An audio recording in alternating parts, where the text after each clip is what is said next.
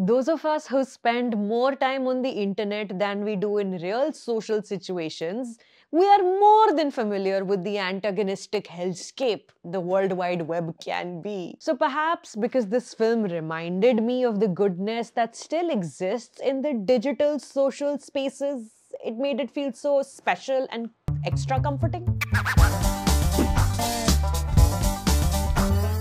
Hey all, my name is Sucharita. Welcome back to my channel where I'm currently talking about movies I watched this month at the Sundance Film Festival.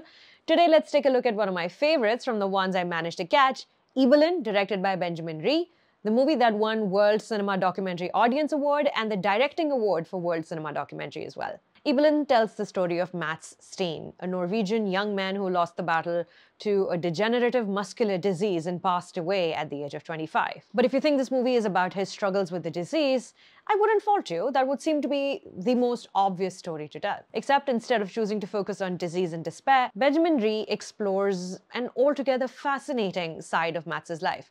His love for the game World of Warcraft, and the avatar he'd created for himself online, Ibelin. The documentary begins like any other. There are many talking heads, you meet family, there's home footage and grainy, shaky handycams stitched together to paint a picture of the man Mats was.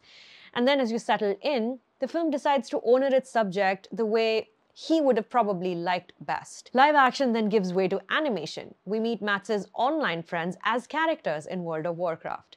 Then, using over 42,000 pages of conversation stored in online servers, Benjamin Ree recreates, both for his viewers and for Mats's family, who only found out about this side of him after he passed, a whole world where he had friends, romantic relationships, and even opponents. Ibelin is a wonderful ode not just to the 25-year-old who lived two different, entirely separate lives, but also to the power of community. Mats hardly ever left his home as an adult, but to attend his funeral, strangers flew in from all over the world. It's truly wonderful how life-affirming this documentary is, considering the titular character left this world 10 years ago. Ibelin is also a study in the importance of family, and we hear about multiple.